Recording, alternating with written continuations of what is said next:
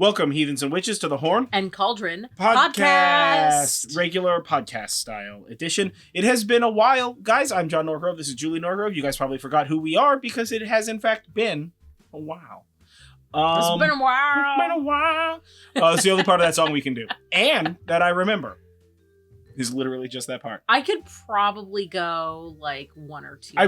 In my mind, I went to go do like, okay, what happens next? And then in my mind, I sang I Can Be Your Hero, Baby. And I was like, that's definitely not the same song. So it shows how much I know about that song. I don't even know who this song is. Saw you, this is Stained. It's been a while. Stained is the band or the song? Stained is the band. The song is It's Been a While. I would have guessed Nickelback. It's been a while. I would have definitely guessed. Saw you. I would have definitely guessed Nickelback.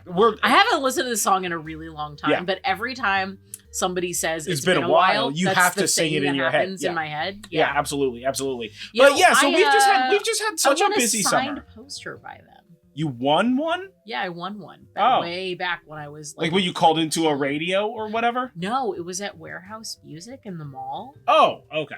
And you like That's less entered weird. in to like win the poster, and there was only like 3 names. The poster was a big rock. The mall was a cave.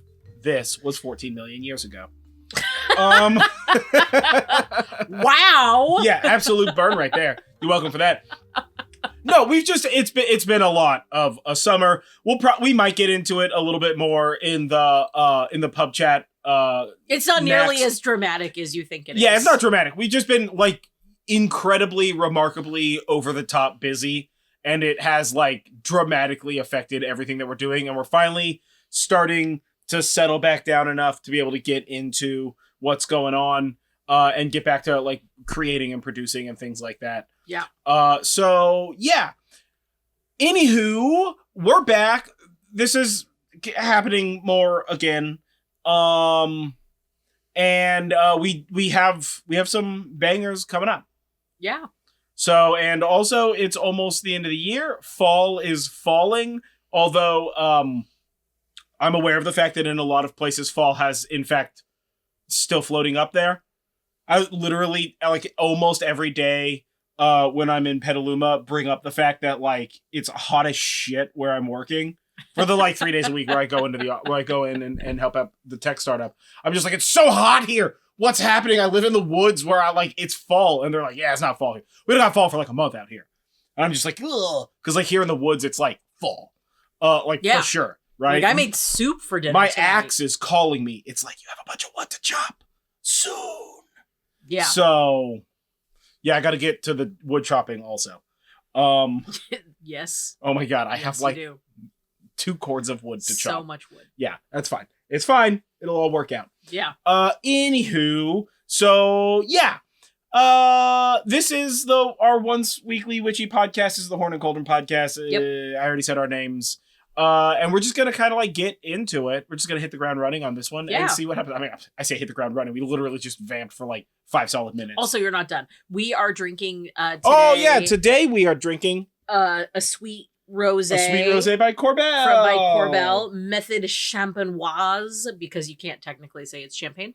And this is really good. Yeah, it's a method champenoise because it's not from the method part of France. It is very like soda. Oh yeah, this is just fucking fizzy candy water. Yeah, this is bro. just boozy soda. This is just fizzy candy water. Yeah. This is so sweet. Yeah. It totally works with the dinner, which was like somewhere between pozole and tortilla soup. Yeah, but with just the concept of sweet and sour soup mixed into it. Yeah, which was not intentional. It was good. Yeah, it was good. Very good. It's like weird pozole. Yeah, it is weird pozole. Yeah, but it's good. It's good. Yeah. So yeah, anywho, welcome back. This is Mabon. Yeah. 104. Yeah. Which is a lot of Mabon. That's right. And it sounds like today we are talking about, I had no clue going into this what we were talking about, for what that's worth. It sounds like today we are talking about grounding magic. That's right. So, depending on what part of the country you live in, your grounding code is probably going to ask you to bury like 6 to 8 foot, ½ inch to maybe 3/4 inch copper bar or pole into the ground So it's sticking up a little bit to act as your grounding post. I don't know nothing about no electricity, but I'm pretty certain that's how grounding works. So, yeah. Also, please make sure you're wearing electrical proof shoes for this particular podcast episode. We're not trying to get nobody shocked with this dope knowledge. That's it. We're done. Episode over. Yeah, that's it. That's all the episode's about. Bad facts about how to ground your house and real lame joke. Apparently, our little break was so that you could recharge the dad jokes. No, they're always there, man. Listen, I don't prepare for these. Like lightning, improperly grounded, they strike home. I don't even know if that makes sense, but it does now. You're welcome. So, anywho, what the heck's grounding magic? Okay, but first we're going to talk about Mabon, because that's going to help us understand like why we're talking about grounding magic. Sure. So, the Mabon takes place on the Autumnal Equinox, which if you're listening to this when it came out was just this last weekend. And that means that day and night are equal. Mabon is also the second of 3 harvest festivals. But it is a much newer festival and was created by Gerald Gardner and the pioneers of what we look at today as basically modern witchcraft in the like late 1900s. So this is not a very old festival. But even though it is a newer festival, newer Sabbath, if you will, cultures throughout the world have been celebrating the autumn equinox for thousands of years. It's typically a time for sharing and giving thanks. In fact, some people call it the witches' Thanksgiving. It's a time of transition as we are leaving summer behind and starting to step into the doors of fall. It's a time of preparing for the winter season, a time of reflection and athletic contests. We're still seeing some of that Lunasa stuff sort of floating in. It's also a time for matchmaking and trading, that is like selling your wares, visiting holy wells, and of course feasting, which is Thanksgiving. Yeah. So if American Thanksgiving is turkey's traditional meal, what would the witches' Thanksgiving be? Goat? Goat. Right? Yeah. I'm you all think it in would be on goat? that. I love goat kind of ferociously, so like goat or like lamb. Lamb. Yeah. Yeah, goat or lamb. Out there, what do you easy. think? What do you think if you had to plan, if you had to could like be pig too? I guess. If you think about the Persephone mythos, when she was whisked away to the underworld, there were 3 pigs that fell into the chasm with her. So like that was typically a pretty common food during the Eleusinian Mysteries, which was like sort of around this time of year. As we transition into fall, like that was like pretty common too. Yeah, so out there, what do you think? What would your witch's Thanksgiving like traditional meal be? For me, it would definitely be goat, because I love goat. Like that's good stuff. But like lamb would work. Yeah. Yeah, for sure. Yeah. What would you do? Comment wherever comments happen. Oh man, it's got me wanting to make a magical meal about it. Yeah, we may have to do that. No. So if you want more information about Mabon, episode 21 is Mabon 101, and we talk about the basics of Mabon, and we give you 2 spells that are appropriate for the season and the themes of Mabon. Episode 44 is Mabon 102, and we talk about giving thanks, more ways to celebrate Mabon, as well as a simple ritual for it. And in Mabon 103, we talk about living in harmony with the seasons. That's episode 63. And that's ways to connect and enjoy each and every season. And really, Mabon is about finding a balance, if you will. It's sort of a time where we're equal between day and night, light and dark. It's also a liminal place. Yeah. So it's sort of the downward turn equality portion between winter and summer. Yes. Right? It's the opposing side of the spring. Yes, exactly.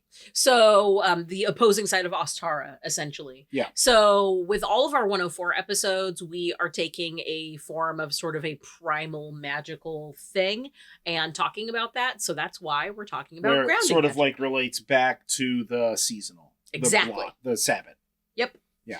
So grounding is sometimes called rooting or earthing or raising energy. And Okay, rooting and earthing, fine, sure, yes. A little Captain Planety, but I'll allow it because that show fucked. Rooting perfectly makes sense, although that feels a little bit more static, right? Like rooting in place. But raising energy is the most necromantic way to possibly say, oh, are you like doing some like grounding meditations? You're like, oh yeah, dude, I'm doing so many raisings. They're like, oh. You'd be raising what? a lot of energy. Yeah. Yeah.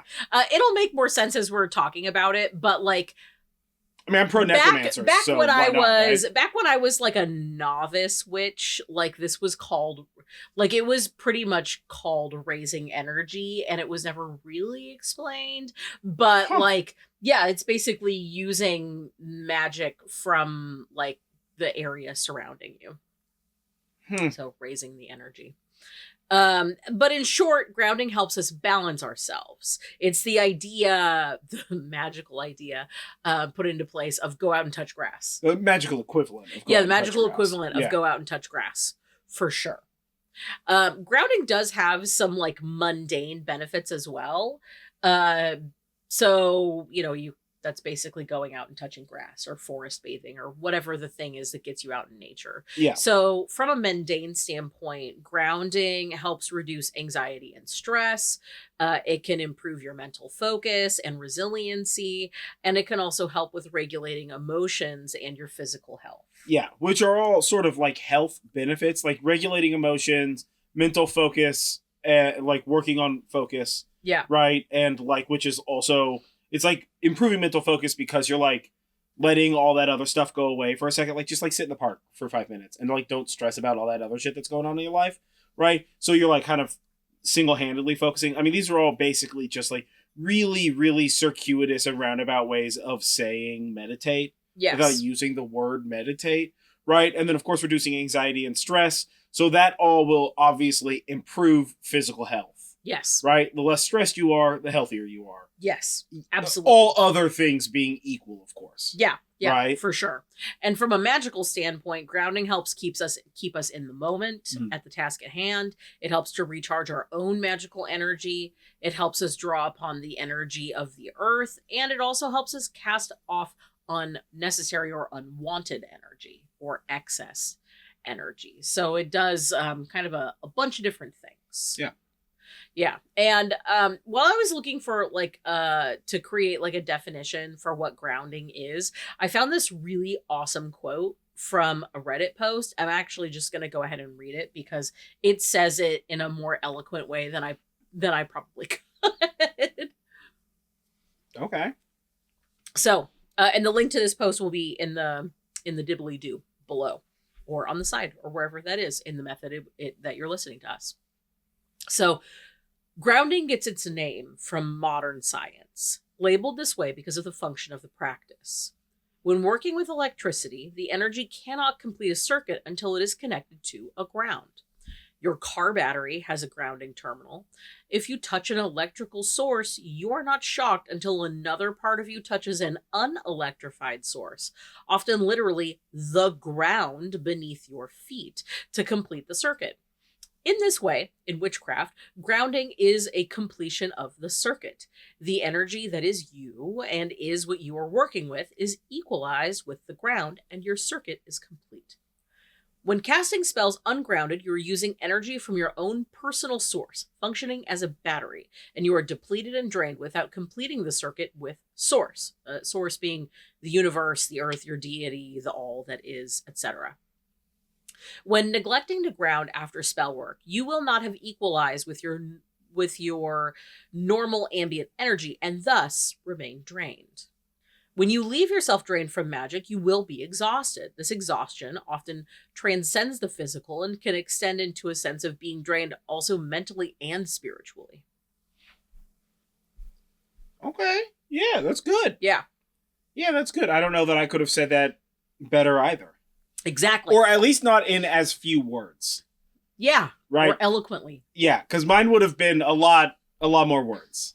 Yeah. Yeah. You know what I'm saying? For sure. To achieve the same amount of knowledge transfer. Yeah, so essentially that's grounding. And I really like the idea of them talking about how it's like when you're using your own ungrounded magic, it's like using a battery. Sure. And you need to recharge your battery. I super love that like concept of it. Sure. So I think that this plays into that like raising energy piece there too. So you can see that like recharging the battery is sort of the same thing as raising energy. And we'll talk more about like methods of grounding in like a little bit. Mm-hmm. But I definitely see them as two things that are actually the same thing. Sure. Yeah. But I really loved that idea that the circuit is complete when you ground because of one of my favorite book series, which is the Deathgate Cycle. Mm-hmm. And they talk about one of the magic using classes in that book. They talk about needing to complete the circle to be able to complete their magic. And oftentimes they will like sort of hold their arms, like hold their hands so that it's a circle within themselves so that they're completing their own circle. Yeah. You're just talking about some Full Metal Alchemist ass shit. Yeah, it is. Right? It's very FMA. They gotta complete the circle. Yeah, they gotta complete the circle. Yeah. And I love, I mean, this is not magic in anime, and Full Metal Alchemist would be a very long episode to get into. Oh but boy, it'll it'll happen someday. One of these days. Yeah, right. I just have to like rewatch Brotherhood for the fucking 27th time. Yeah, right, to do it. But like, I genuinely love that. Like, not only the like structure of alchemy, but let's be real, is magic in Full Metal Alchemist. And the complete, like, sciencing of their magic, but the fact that, like, once you see the, like, door of wisdom, then you no longer need to draw the symbols. All you need to do is, like, hold the concept in your mind and then complete the circle in your body. Yeah. Right? Delicious. Yeah. Absolutely delicious. Love it so much. Very here for it. You know what I mean? Yeah, that is them essentially grounding. Yeah. Well, because what they're doing is they're grounding back to the door, right? So I correct me if I am wrong. It has been a very long time, and God's several hundred anime since I've watched FMA. But if I remember correctly, the source of their power is basically this door, or at least the concept that this door represents, right? And so, like, once you've seen the door, once you've like done so heinous some shit, whereon you have to see like the door and the little ghost boy to just be like, I don't know what you're doing here, bruv. Right? Once you see that shit, then you no longer need all the like faff to do it. You can just like ground yourself to the door and immediately access that juice. Yeah. You know what I'm saying? Which is what makes the people who can do magic that way so powerful. Yes. You know? Absolutely. So, yeah, absolutely. Yeah, I get it. I dig it. Yeah. So, like, when I was a novice witch, when I was a baby witch, I didn't really understand the concept of grounding. And in all of the, like, resources that you found back in, like, that time period, everything was talking about raising energy. And I didn't know what that meant. Grounding is a term that I only, like, found, like, later on. Because it wasn't made clear, I always sort of like ended my ritual work or like my spell work by having a small snack where I like really like savored each bite. Cracker or something? Yeah, just really ham planet on a box of crackers. Sure. No, where I like really savored each bite. And it isn't until like fairly recently where I realized this was my intuition telling me to ground myself, but in the way that I like knew best, which was through food. Sure, yeah. I am nothing if not a hobbit. That's fair. That's fair. Yeah. Yeah. So, I did I was really sort of struck by that when I was reading and doing research for this episode, and I was just like, oh man, like all of those pieces fit in together and they all like make so much sense now because of that. So yeah, grounding, and if you're looking at older, especially older like 90s era magic books, when they say raise energy, that means grounding. Okay. Yeah. Very weird. Yeah. Yeah. There's a lot of posts that I've seen that are talking about like, oh, young witches, they like don't know how to do all this stuff. They're tired after spell work. Whatever happened to them? Whatever happened to grounding or or whatever happened to raising energy? And I was just like, hold the phone.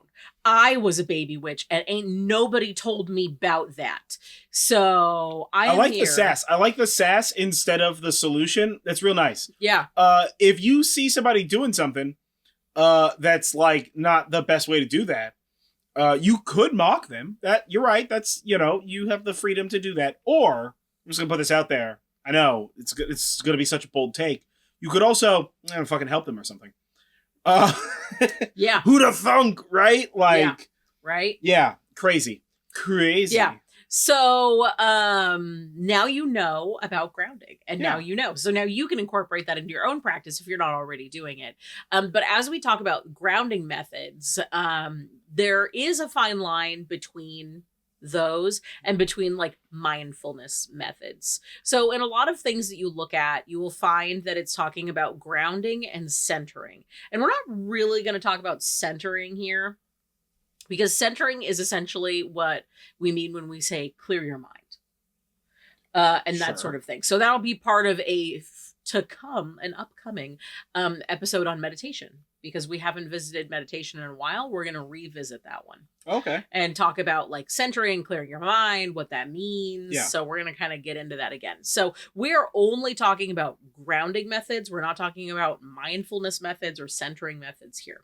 Sure. Although they do really have a lot of bleed over. There's a very wide overlap in that Venn diagram. Sure. Well, I feel like the difference here is that grounding is a physical thing, whereas what we're calling mindfulness now, or like meditation or any of those sort of meditative practices, are like practices of the mind.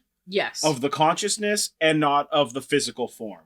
Right? Whereas grounding is like, again, I think that like the way that makes the most amount of sense to talk about it is to go back to the like touch grass thing. Yeah. Right? And it doesn't mean you gotta like physically go outside and touch grass or whatever the fuck, but it's like that concept. Yeah. You know? So like some examples of mindfulness methods that can work with grounding, but that we're not really going to explore today, are like box breathing. Or the 5, 4, 3, 2, 1 anxiety method, where you can see count 5 down things and then go into an anxiety spiral. No, it's the opposite of that. It's supposed to help you. You basically like, it's like you see 5 things. You can like smell or like hear 4 things. You can smell 3 things. Yes. Or what? I don't remember. I don't remember the met. I don't remember. Yes. Well, we'll deal with that later, because I don't know. We're not talking about that here. We're talking about that somewhere else. But if you find that these are helpful, these can also be a part of your grounding practice, but they don't have to be. So by far the most common grounding method is what I like to think of as the root method. So there are variations to this method, but basically we visualize roots coming from our body that reach deep into the earth. So this is how a root grounding method usually goes. Feel free to close your eyes and participate if you like while I lead you through it. So to do a root grounding exercise, you will sit, stand, or lay down comfortably, preferably outside, but use what you got. Then you would close your eyes and clear your mind. Imagine that the base of your spine and your feet, or whatever it is that's touching the ground, sprout roots and those roots grow deep into the earth. The roots grow deeper and deeper until they touch the core of the earth. The roots allow you to pull up nourishing energy from the earth. And as you pull up the earth's energy through these roots, you can use it to replenish your own energy stores. You can feel that, you can imagine that coursing through your body. And at the same time, you can expel the unnecessary or unwanted energy from yourself down into the roots, where the earth will take it away and break it down and disperse it wherever it needs to go in the wide world. So then you would allow yourself to experience this, to sit in this moment for a little bit. And then when you're ready, you open your eyes and now you've just grounded. Okay. This is the most common method. There's a lot of like guided meditations about it. So it's kind of in a lot of places. Yeah, sure. Okay. Like walks right up to the door of like meditation. Mm-hmm. Sure. Mm-hmm. Yeah. Yeah. Now, some methods of this like rooting thing will have you extend your arms upwards, like if you're sitting or standing. And as you're doing this, you imagine that your arms are turning into like branches of a tree. And that draw the energy out of the cosmos into you as well. So then you are the world tree. I was hoping for a little YMCA action in that, but okay. I mean, you could do YMCA. You know? Yeah. I mean, basically, it's what it is. You're standing, and then your arms are up and out. Yeah. That's already Y. Yeah, right? You bring it at, you bringing it in, and then then you like tuck then it you down, refuel. right? Then you expel And then the you stuff you don't expel like. it. Yeah. Right? Yeah. And then you recenter yourself. And then you recenter do it again. yourself. Yeah. It's the YMCA method. Secret meditation for grounding, guys. They knew it all along. Right, now ask yourself, in the Navy, what was that song about? Or any of the other songs. That's a great fucking band. I don't give a That's shit. a whole nother episode.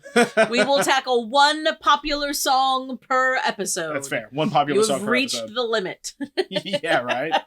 Some other methods of this like rooting, some other variations of this like rooting method. Have you visualized that your roots are interconnecting instead of with like the core of the earth, but with ley lines, or trees and plants, kind of like how the Na'vi connect with Awa in Avatar. By making Zahelu? By making Zahelu. Yeah, you gotta make Zahelu. The only detail I remember from that movie whatsoever. You say it all the time. Make Zahelu. It's because it's the fucking funniest thing of all time, bro. All right? It's just hilarious. That word immediately locked into my head. I also maybe saw that movie like 5 times in theaters, so... I remember I saw it in 3D when like 3D was I saw it first like a big I saw it in thing. 3D twice. I saw it in 2D once. I saw it in what you call them big screens. Oh, IMAX. IMAX once, and then I think I saw it one more time because like it was one of those movies that came out at a time where like one I was going to the theaters like all the time to see movies, but also it was like I'm gonna see the movie with the family, and then I want to see the movie in 3D, and then I'm gonna see the movie because my friends want to see the movie. Yeah, it was one of those ones where I just like back when you could afford to see a movie like more than once in the theater. Yeah, I don't know if it's a good enough movie. I'm still gonna go multiple times. I don't give a shit. I mean, we saw Barbie 3 times. Yes, we did. We saw Barbie 3 times. We saw Dune Part 2 twice. No. Yeah. Oh, maybe we did. Yeah, we've seen that. We saw it twice in theaters. Yeah.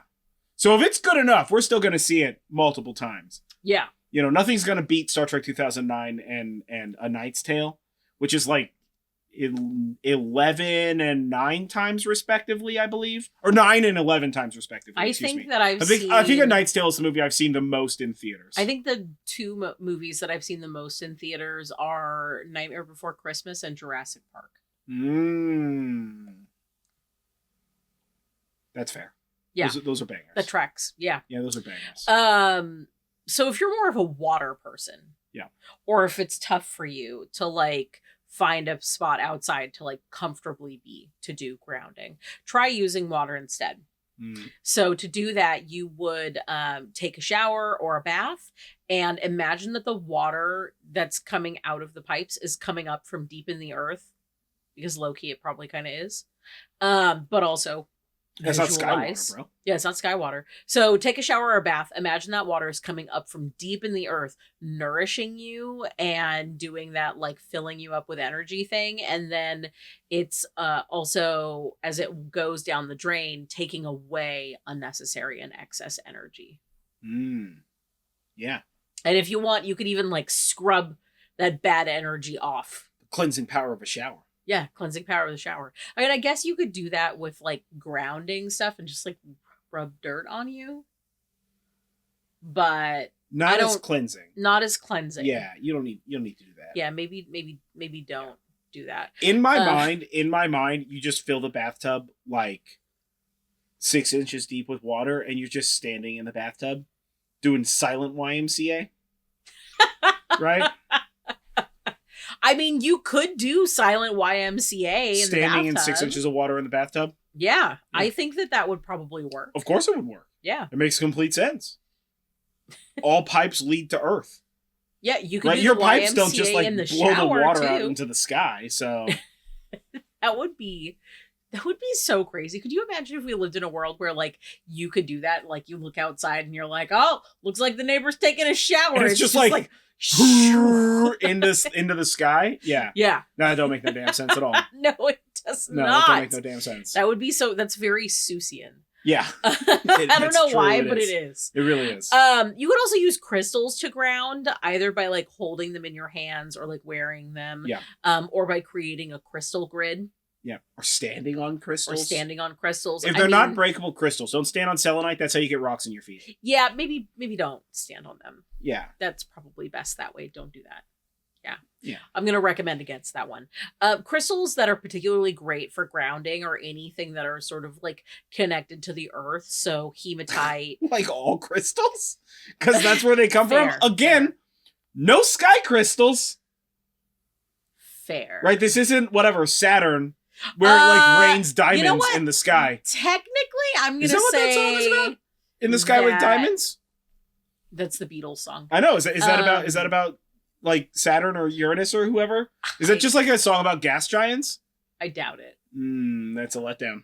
I doubt it. You know what though? I feel like I can't think of what it's called, but there is a crystal that forms when lightning strikes sand. That could be considered a sky crystal. So boom. Well, but that's both. Gotcha. That's sky and earth, bro. Because it has to hit sand. It's still partially sky. Sand in the sky. It's not hitting sky sand. You throw the sand up into the sky. Yeah. I'm going to highly recommend against listening to her about what to do around lightning right now, because everything she's saying is heinously dangerous. So do not do that. In fact, don't do anything around lightning. When lightning's happening, that doesn't involve you. You're not for that. Yeah, when thunder roars, go indoors. Yes. Yeah. I don't know that I've ever heard that before, but yes. Oh, yeah, that's like it's one of those catchphrases to try and convince you to not be an idiot around lightning. Yeah. Oh, fascinating. Yeah, I don't know thunder about any roars, of those. go indoors. Yeah. Yeah. So anyway, crystals that are associated with like earth energy, that is. So like hematite, smoky quartz, black tourmaline are all really great grounding crystals. Yeah. But in general, if there's anything that you have that you particularly vibe with, go ahead and use that. And if you don't have one of those like types, those like mossy crystals. Yeah, I really like Tiger Eye for grounding. Sure. It's very like earth energy for me. So yeah, but if you don't have those, use what you got. Use a pretty rock that you really like. Again, technically all rocks come from the ground. You could just use like a piece of granite from outside. Unless it's a meteorite. Would a meteorite be a sky rock? I will allow that, yes. Okay, so maybe not a meteorite. Yeah. Yeah. But that's some universe shit, bro. That is some. If you had like a piece of iron from like a meteor, and then you had a piece of iron from like the earth, if you just had like an iron plate. So like, listen, this is what I'm saying: is if you got a piece of meteorite and you held it in your hand above your head, or you balanced it on your head, and then you stood in like cast iron skillet, and you did YMCA. Now you're connecting the space to Earth. That's some as above, so below. Yeah, I'm just saying, there, guys, we can get real fancy with this shit. Take it up to the next level. Stand in a skillet. Make people concerned for your mental health.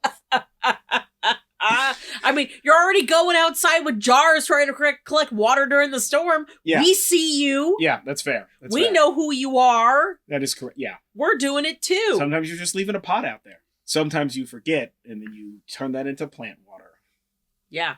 Because it's getting questionable water-wise. Uh-huh. Also, don't leave water outside. That's how we get mosquitoes. And we're trying to, not do that. Not have those guys. Yeah, they're not great.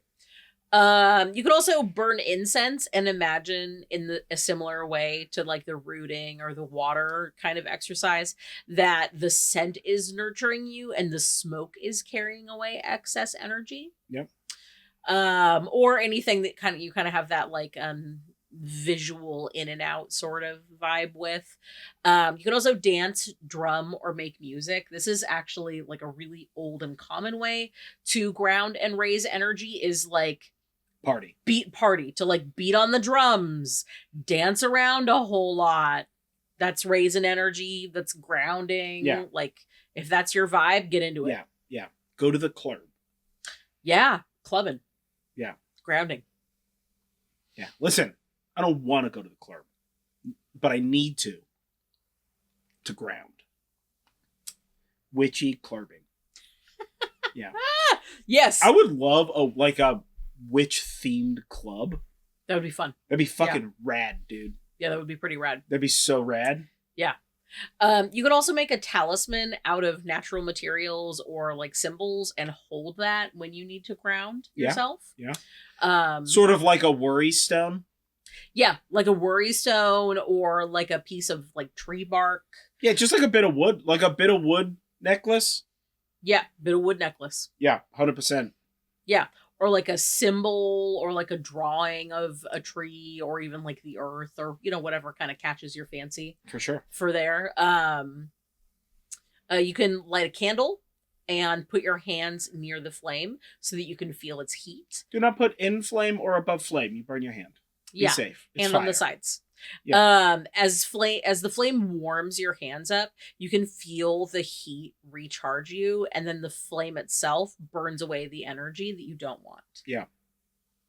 Yeah. That's literally just what happens in the wintertime. Like, that's literally that sensation when you even if you have a heater and you don't have a fireplace or whatever, it's the same vibe. But like when you it's like when you've been doing stuff outside and it's like cold and shit. Yeah. And you're just like, your hands are fucking numb with cold. Yeah. And you're just like exhausted from doing workout in the rain or in the snow or whatever. And then you come inside and you like cozy up next to the fire and you're just immediately just like, oh my God, this is so much nicer. Yeah. Outside sucks right now. Yeah. Like that energy. For sure. Yeah, it's the exact same vibe. Totally. It is. Totally, it is. dude. Yeah. Little did you know, you were grounding. This whole time. Yeah. Also, like, it's that feeling of like the campfire. Sure, yeah. Same thing with the campfire. Yeah. You can also do a similar thing with the candle as you can with sunshine. So basically go out, stand in the sun, don't look at it. Yeah, eyes closed. Don't look at the sun. Yeah. If you're unsure, take Don't. a listen to our Midsummer episode. Yeah. Yeah, you don't want to go blind, bro. Yeah, Midsummer 104 if you don't know. Yeah, now you go know. back and listen, you will know. Yeah. So basically feel the warmth on your skin, letting it recharge you and let it dissolve or burn off or bleach out excess energy. I do this all the time. I like to stand in the sun. I'm like a lizard like that. Yeah. I want to go and like be in the sun and then I just close my eyes and I'm like, ah. Oh my God, I'm the exact opposite. I don't want the sun to touch my skin. I'm partial vampire. No. I want the sun to touch my skin, and I will rotisserie myself so that all of me feels appropriately recharged and warm. Oh, no, I don't want that. I don't want that sunlight on me. But I do like a good darkness. What do you got, like a nice, cool darkness? I'm here for that. We're recharging the shadows. Shadow charging. Or with the moon? You can basically do the same thing in the moon. I mean, you could do the same thing with the moon. I just, the moon is still, like, not dark. But it is sometimes. It is sometimes. You ever go outside on like a new moon when there's like no moon, and you just like stand in the darkness sometimes? Yeah, or like especially with like where we live out here, where like you can go outside and then you just turn off the porch light, and it is fucking black. Dude. It's so you are black. Immediately one with the void. Bro. Yeah. I do like the void. I do like void stuff. Yeah, there's like a light pole that's near us, and the light has been out for like a very long time. Yeah, and we've told them they know, but they're choosing not to replace that light bulb, and that's whatever. Yeah. At this point in time, I don't expect it to ever be replaced. Yeah, I've just come to accept that. So like if we turn off the light, it is like pitch black. Oh yeah, because that light pole isn't there, and it's like just far enough away that the lighting from the house like doesn't really light that area, and it's not like spooky, right? But it's dark. Yeah. You feel the weight of the darkness. Oh yeah, darkness got some you. heft to it. Yeah. Oh yeah, for sure. Yeah, but like for real, if moonbathing is more your style, do that. Imagine yourself bathed in the moonlight. The moon recharges you and dissolves excess energy. And you can kind of do this with whatever. With kind of whatever your vibe is, bro. Yeah, like if you feel that way about your TV, go for it. Yeah. Bathe in that sweet TV light. Yeah, bathe in the sweet, sweet light of LED. Yeah. Or LCD. Or whatever TVs are made out of. I'm not going to respond to any of that. I'm just going to let that one hang. If it's an old enough TV, you can literally feel the heat, too. Yeah, well, that's because it's a fucking tube. It's a directed electron gun lighting up bloody phosphorescent patches on a TV screen. Yeah, basically. Yeah. And then lastly, you can also touch an item that's comforting to you. Like if you have like a valued stuffed animal, or like some sort of tchotchke or heirloom or something like that can help ground you as well. For sure. Yeah. So that is grounding. We can now ground ourselves, and now we know that you need copper pipe to ground a house. We just need copper in general. You just got to be properly grounded. If your house isn't properly grounded, seek out a professional electrician and have them ground your house for you. Safety first, guys. Don't play with electricity. It is so dangerous. Or fire. Or walk on crystals. They're worse than Legos. Yeah. Yeah. We had a lot of safety hazards here. Unless there's like a soft crystal. Like also don't... crystal. That's not a crystal. And don't look at the sun. We had a lot of safety things in this episode. Yeah. Maybe... I feel like the only one that we didn't get to was practice proper food safety. Oh, wait, no. Because of the water. Yeah. Don't drink that water. So we hit all of them, guys. Yeah. Be safe. But also grounded. It's good for your health. Stay grounded, y'all. Yeah, absolutely. Yeah. So, and I think that we covered like what we or at least what you do for grounding. Yeah. Do you do grounding at all? I mean, that's a no. Not actively. I think it's just like a passive thing that I'm like always doing. Yeah. Right? Like, it's like meditation. Like, I have come to a place where sometimes I'll sit down and I'll do like real adult meditation. Like sitting there and doing like a whole, I'm sitting here for 30 minutes meditation. But most of the time meditation is like 5 seconds as I'm entering a room and just taking a deep breath. Yeah. Sort of a thing, right? That's more, I do sometimes like micro meditation. And you sprout roots. Yeah. Right? So when I was a kid growing up in Sonoma, we used to do this thing because it was hot during the summertime in Sonoma. Yeah. So what you would do is you would like run in the sun and walk in the shade. Yeah. Right? So when we would like go into the park from the house, right, you would walk like twice as fast as you normally walk through the sun parts, and then you would walk slow or pause in the shade. You actually see me do this because I walk orders of magnitude faster than you. You see me do this all the time, where I'll walk faster in the sunlight and then slower in the shade. Whereas you walk like a consistent velocity through both the sun and shade. That is inefficient. I don't want that sunlight touching my skin. The sun, absolutely the devil. So I don't want none of that. So I'm gonna be faster in one section and slower in the other section. And it's sort of the same thing. Yeah. Right? Where it's like, yeah, like when I'm like doing stuff outside, right? Or even when I'm just walking to the car, I just like touch plants. Yeah. Right? Boop a bee. Yeah. Like move a bug or whatever the fuck. It's all the same sort of stuff. Where it's like you're walking by something and I'll just boop like a fern or like a tree or something like that. And it's the same thing. It's like a micro ground. You just go like boop, like a little like zap, lightning ground. You're good. Right? That's basically what it is. Right? So instead of having to like set up a whole to-do, I just sort of like background radiation that into my consciousness. Interesting. Yeah. Interesting. Yeah. I'm going to have to try that. Yeah. Little mini grounds. Yeah. Also, just like touch plants. Like, don't pay attention. Don't just touch anything, bruv. Like, if you don't know what it is, don't touch it. Yeah. Right? Or like, because you don't know if you're like allergic to it or like if it's like poisonous or whatever the fuck. Yeah. Right? I'm generally touching like my plants. Yeah. It's just that I have like a fucking lot of them, you know? So like that's sort of the thing that I'm doing with that stuff. Yeah. But so yeah, like I do that, but like only a little bit, you know? That's a cool It's not way like to a do real that. big, I don't have like a big process about it. Yeah. It's just like whatever I'm vibing on in the moment. If I need to do that, then like that's what I'm gonna do. Yeah. You know? You can also do the same thing. So like this is more of a winter thing for me, but like when you've like done some stuff outside and you come inside to wash your hands, like first of all, I wash my hands in like scalding hot water because that's the water that I prefer. But just kind of like wash your hands in like hot water and just like use that to like warm up your hands. Yeah. You know, and just kind of like ground in that for like a second in the like flowing water. Yeah. Just like for a second. Or like when you take a shower in the morning or whatever, it's just like a second and you're good to go. Yeah. You know? So, yeah. It's a fun way to do that. Yeah. Smaller efforts, but more often. Yeah. Yeah. Tinier bites. That's all that is. Tinier bites. Yeah. Yeah. Whatever. Yeah. Yeah. That's cool. I like that. It's just a different way of doing it. To each their own, I say. But anywho, yeah, I guess those are the ways that we do it, right? I mean, we've talked about the ways that you do it. Yeah. So, yeah. How do you out there, dear listener, how do you ground? Do you ground?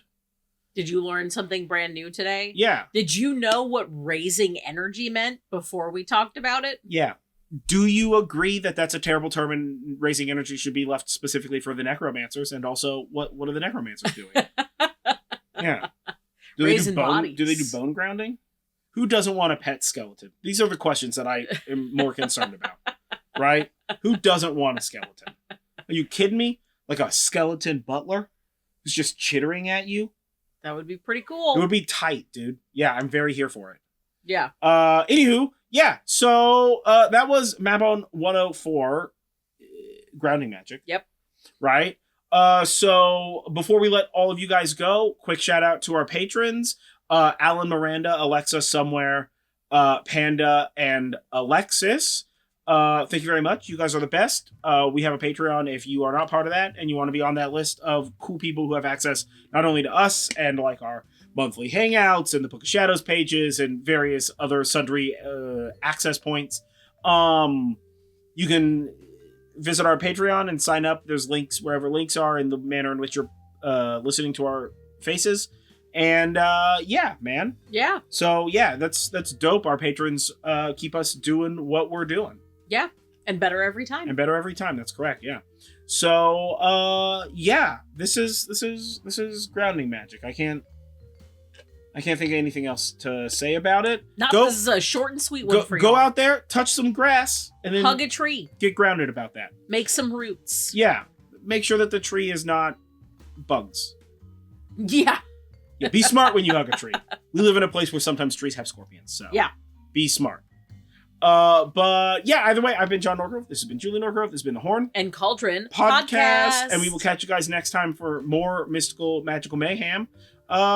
Stay magical, folks. Yeah, and don't forget, breathe in self-confidence and breathe out self-doubt.